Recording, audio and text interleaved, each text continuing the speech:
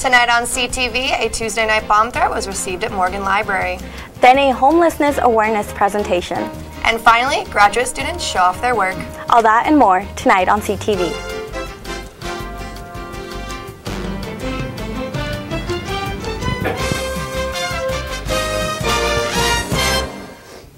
Welcome to CTV Thursday. I'm Sunday Miller. And I'm Amelia Castaneda. And here's what's happening in the world of news. Students of CSU were alerted Tuesday night of a bomb threat in the Morgan Library. We had Kiara Coles on the scene.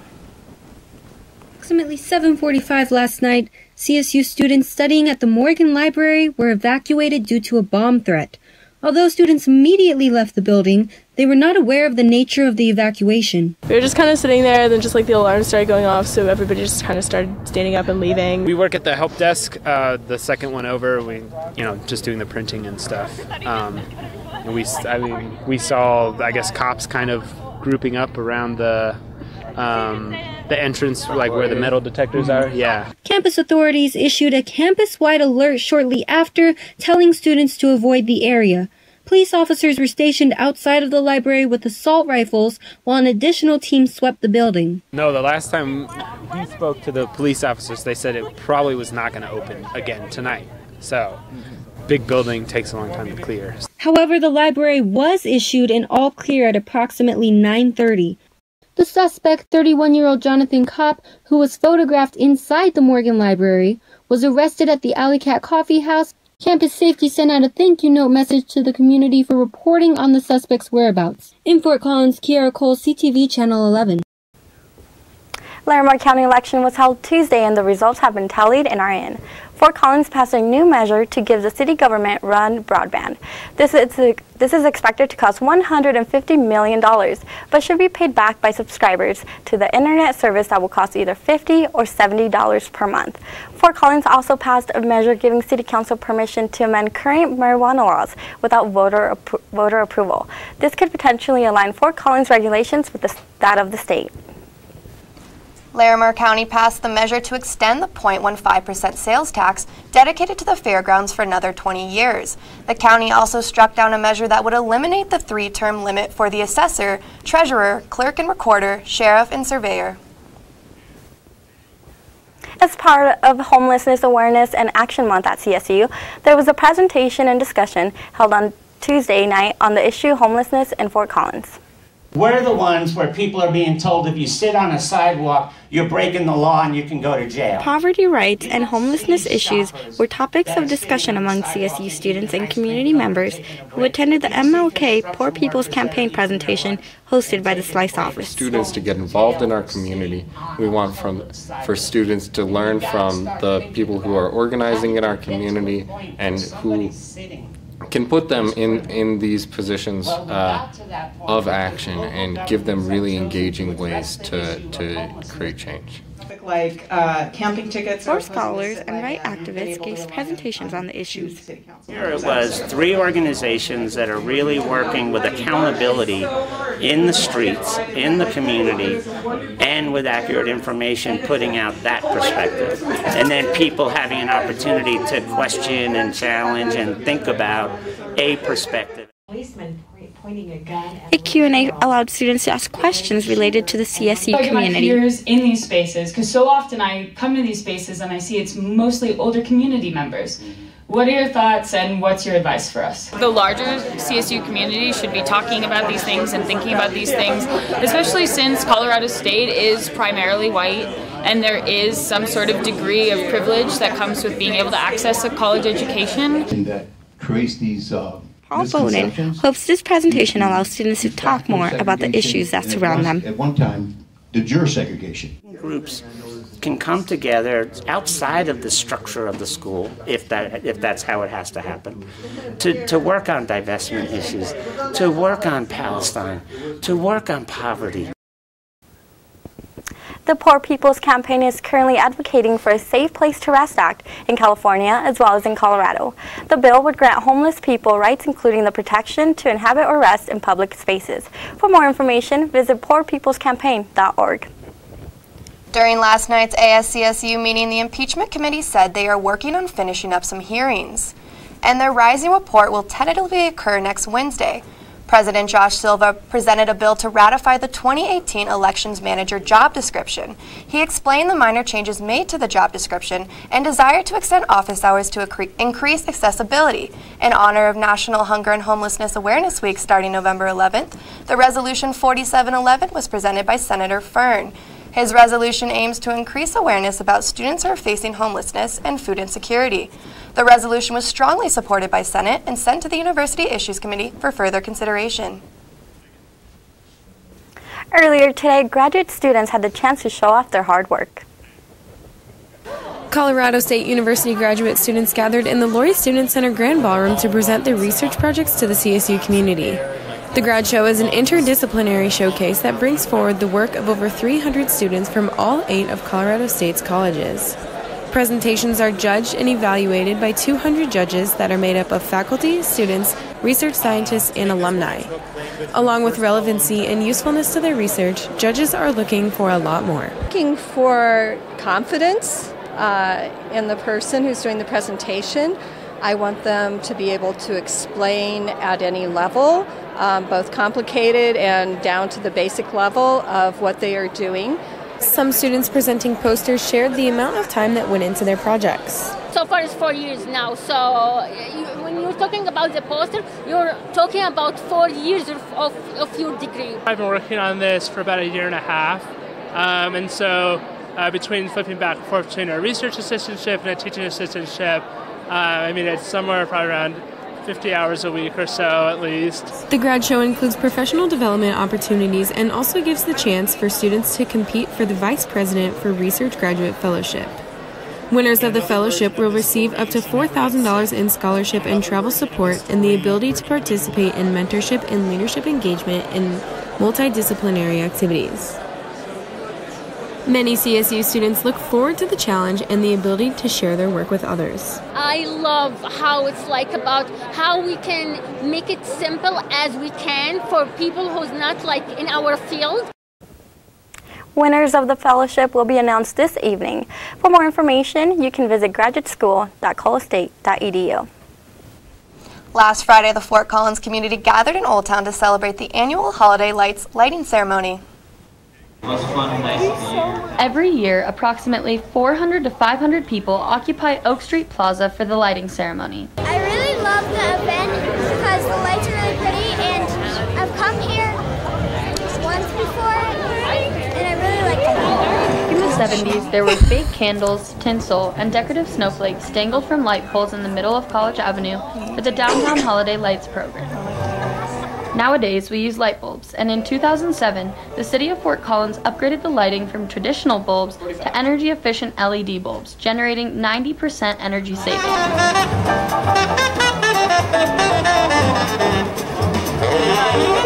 The City of Fort Collins contracts with Save a Tree to install, maintain, and remove the holiday lights.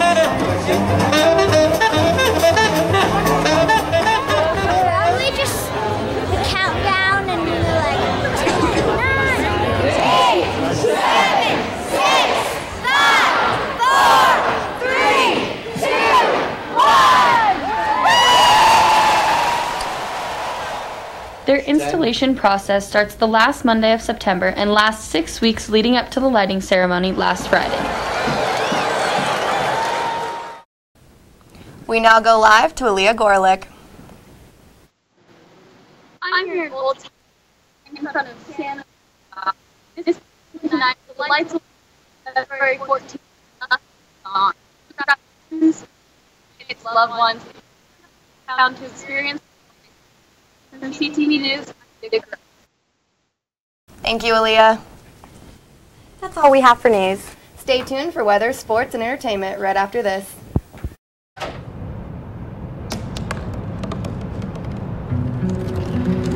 They said I couldn't dream.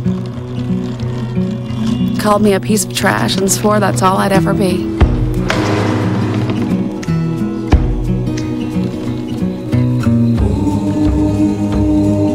Said a bottle couldn't see the ocean.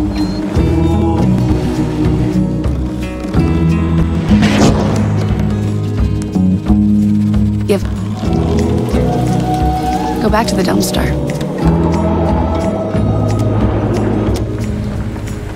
but I didn't listen. I made my way.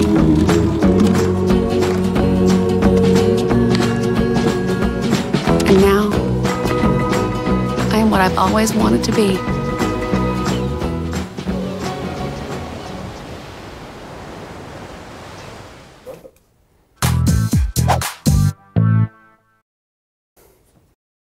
Good evening, Rams. I'm your weather anchor, Michelangelo Bustamante. Right now it is cold and it is very dark outside as the sun went down at 4:45. Currently the temperature is 34 degrees, winds are 3 miles an hour. It's a very chilly night here in Fort Collins.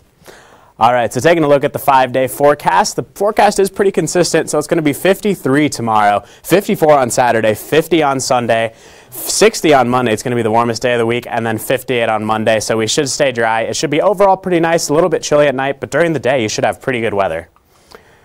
All right, now taking a look at the temperatures all across the state. Tomorrow in Fort Collins, once again, 49 degrees, 58 in Denver tomorrow, 53 in the Springs, 48 in Pueblo, 56 up in Sterling, 58 Lyman, 52 Burlington, and 52 in Lamar as well. Up in Craig, it's going to be 53 degrees, 54 in Vail, 50 in Gunnison, 54 Telluride, 59 in Alamosa, and the warmest place in the state tomorrow is going to be Grand Junction at 61 degrees.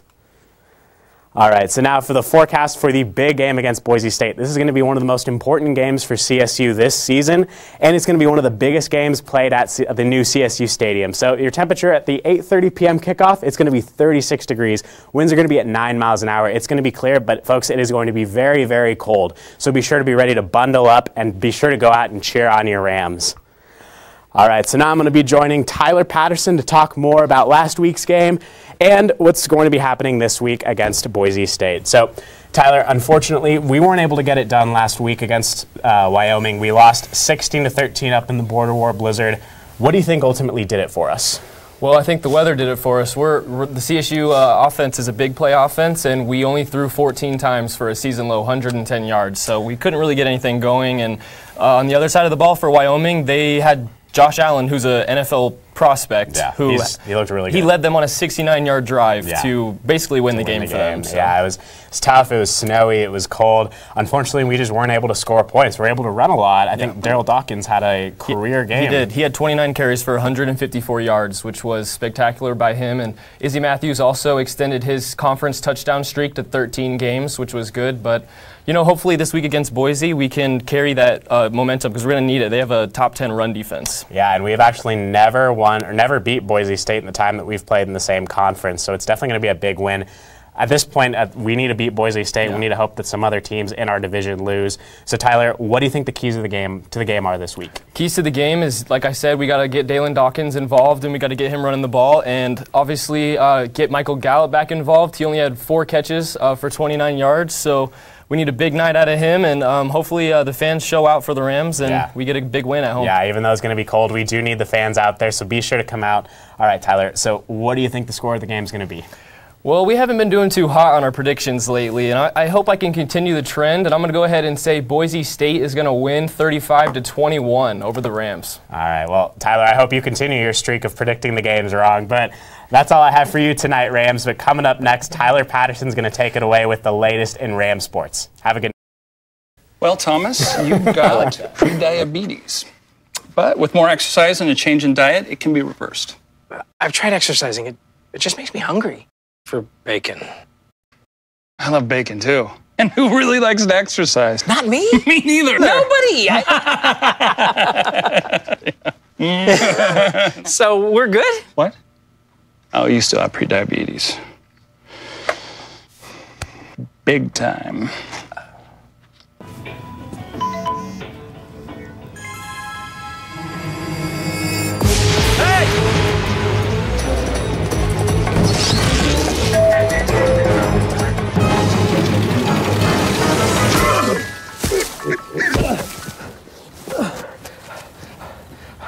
So, same time next week? Well, of course. Put away a few bucks, feel like $1 million. For free tips to help you save, go to Feed the Pig.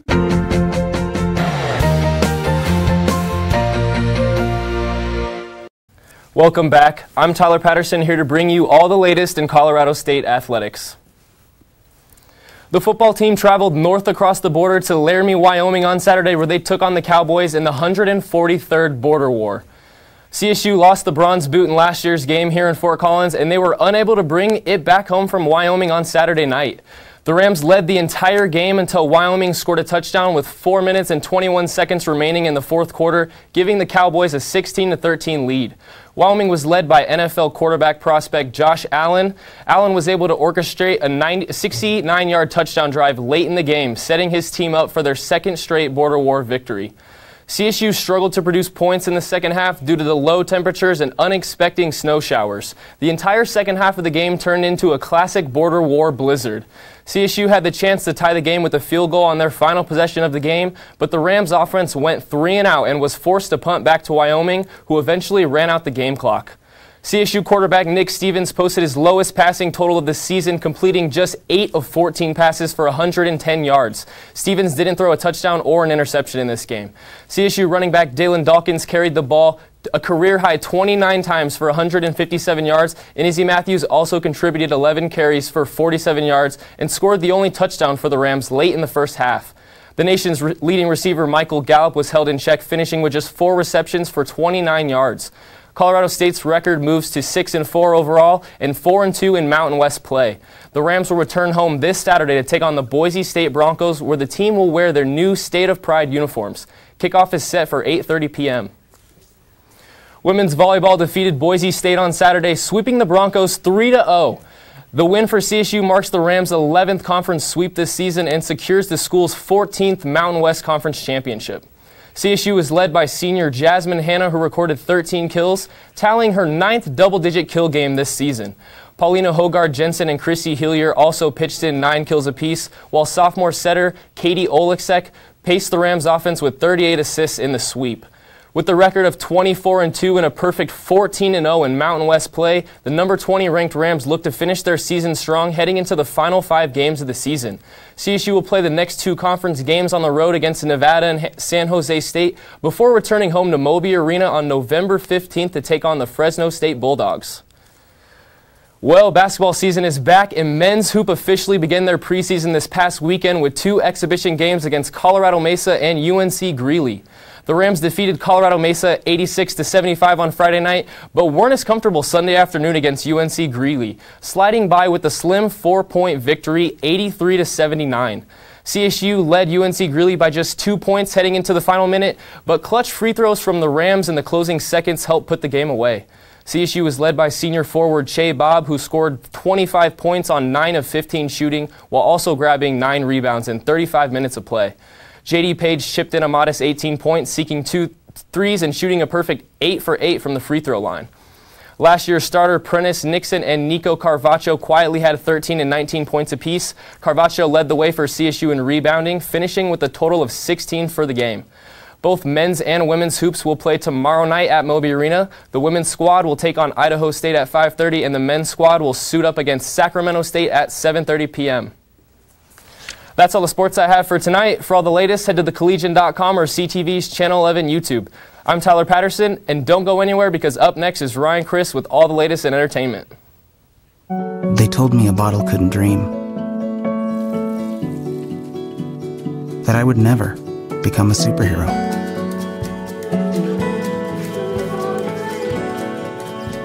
But I learned how to fly. Just to come back in a new disguise. And be the hero that I've always wanted to be.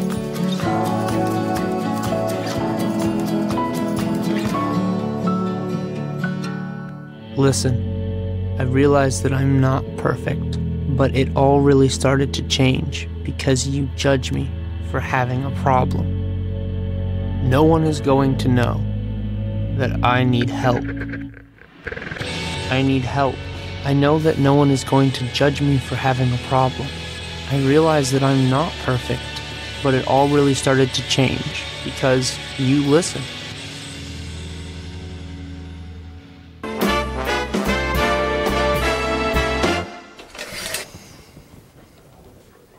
What's up, Rams? My name's Ryan Christ, and we're here on another fantastic Thursday bringing you all the latest and greatest in entertainment news. So, let's get started. The 2016 augmented reality fad, Pokemon Go, is coming back but in a new way. Niantic Labs, the creator of the game, are coming out with a new one in 2018 known as Harry Potter Wizards Unite. This game is exactly what it sounds like, Pokemon Go, but with more Harry Potter. In the game, players can learn and cast different types of spells as they explore the world, collecting artifacts and seeing iconic characters. As of right now, we aren't sure what the game will look like. Their animation style worked great for Pokemon, and who knows if they're going to keep it for Harry Potter or make it more realistic. Now, while this app won't come out for a while, I'm still excited to start playing a new Pokemon Go type of game again. And remember, don't tie your phone to the ceiling fan. It won't register as steps. It will fly off and hit you, or at least so I'm told. Yesterday, Kim Kardashian's new app Screenshot was released, and people have been loving it and are calling it the Shazam of shopping. And me, being the fashionable guy that I am, I decided to download the app and see how it works. So what we have here is Kim Kardashian's new app called Screenshot. And once you've finished downloading it and creating an account, you can go to this top right and start adding photos. So what you do is that you can find a photo of someone that's you really enjoy their style, or you maybe want to steal their style, like, for example, Jimmy Fallon. He's in his nice suit. And what you do, once it's done loading, it'll give you options for all different types of clothing that is very similar to what he was wearing. You know, you can see the Calvin Klein suit and a bunch of nice shirts and ties. So what's great about this app is that you can pretty much steal anybody and everyone's style as long as there's a picture of them. For example, I was messing around with this, and I decided to steal Waluigi's style, and as you can see, it even suggested for a video game character, which I just find hilarious about this app. And a lot of people are calling it the Shazam of fashion, because that's pretty much what you're doing. You're just Shazamming other people's styles and stealing it. So, let's see what that actually does, and let's go try and steal some styles.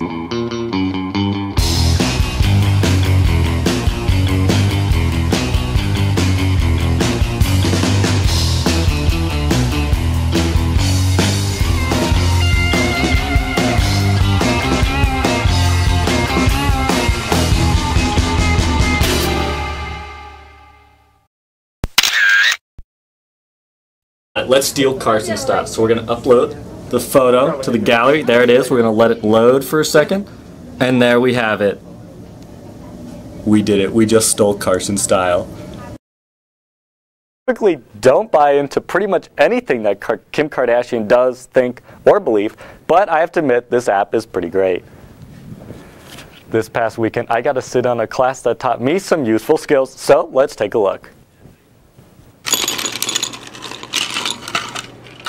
This past weekend at Copper Muse Distillery, the bartenders were teaching locals how to be at-home bartenders. They taught this small class one by one and step by step as they each chose one of 3 drinks. The 3 drinks they could select from this class were the Amaretto Sour, the Bloody Mary, and the Caraway. And everybody over the age of 21 could participate. I started before this job. I had never bartended. I worked for a brewery. I had no idea what I was doing. I was terrified the first 2 months of this job. And then I started doing my own research, and I kind of got saddened by the fact that a lot of people don't feel comfortable bartending at home. Feel there's just too much. It's too difficult. You have to really be a mixologist. And so I really kind of wanted people to feel more comfortable owning it at home and just being the best bartender they can be for their friends at some wild parties. Mine's just water, it's less fun. I should have made one with you. Should have. Oh my god. Lovely! Yeah, to the meniscus, don't short pour yourself. Beautiful. Yes. Lauren is great at just telling you where it kind of matters on how much to pour and that sort of thing. We love being able to come away with the recipe cards because they give us the cards to make our own at home, and definitely those are great to refer to later. It's a fun night. It's a fun night to get away. It's a great opportunity to just learn how to make some mixed drinks at home, because if people are at all like me, there's a little bit of anxiety about how to actually make a good drink versus when you come here and you get really good drinks. So it's just fun to come home with the drinks and be able to make stuff for your friends and figure that out. Copper Muse Distillery will do these classes every month.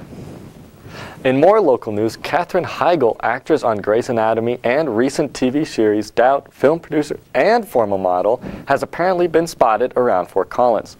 The celebrity has been seen casually around downtown at places like Mugs, getting sushi, or just walking up and down the streets of Old Town. Yesterday, we received confirmation as to why she is here in Fort Collins.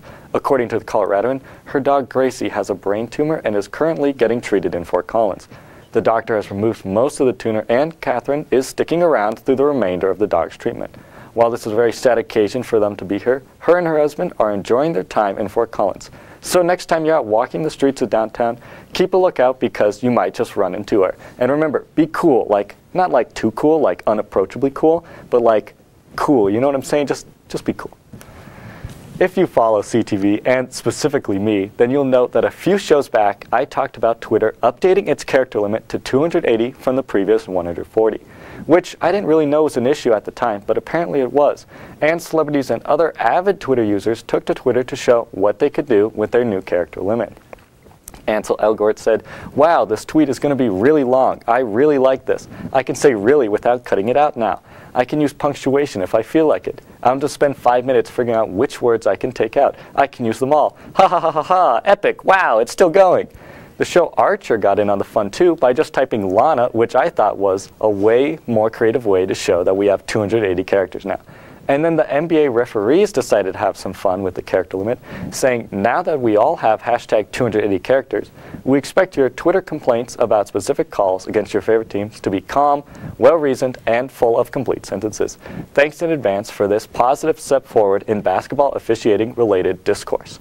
Now, while these are the NBA referees, if we are talking about the referees at the Rocky Mountain Showdown, hoo boy, I think we would all need a lot more than 280 characters to express all of our complaints of how blind they are. But that's all in the past, and I'm totally not still mad.